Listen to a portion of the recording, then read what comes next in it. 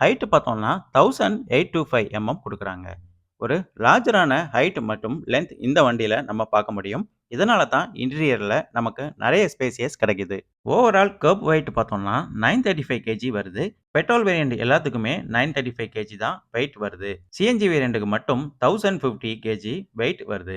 வண்டியோட wheel base பார்த்தோம்னா 2350 வருது. மினிமம் டர்னிங் ரேடியஸ் பார்த்தோம்னா 4.5 மீட்டர் குடுக்குறாங்க. சீட்டிங் கெப்பாசிட்டி பொறுத்தவரையில பெட்ரோல் வேரியன்ட்க்கு மட்டும் 5 சீட்டர் மற்றும் 7 சீட்டர் கேட்டகரியில கிடைக்குது. சிஎன்ஜி வேரியன்ட்க்கு மட்டும் 5 சீட்டர்ல தான் கிடைக்குது. 7 சீட்டர் கிடைக்கிறது இல்ல. 5 சீட்டர் ஸ்டாண்டர்ட் மற்றும் 7 சீட்டர் ஸ்டாண்டர்ட் வேரியண்ட்ட நம்ம பேஸ் வேரியன்ட் அப்படின்னே சொல்லலாம். ஏன்னா ஏர் கண்டிஷனர் ஆப்ஷன் இந்த ஸ்டாண்டர்ட் வேரியண்ட்ல வர்றது இல்ல. ஃபெண்டர் பிளேஸ்டு டர்ன் இண்டிகேட்டர் நம்ம இங்க பார்க்க முடியும். ஃப்ரண்ட் ஃபெண்டர்லேருந்து ரியர் ஃபெண்டர் வரைக்கும் ஒரு ஸ்மூத் கர்வ்ஸ் அண்ட் லைன்ஸும் இங்க கொடுத்துருக்காங்க ஏரோடைனமிக் பர்பஸ்க்காக. Out side rear view mirror left மற்றும்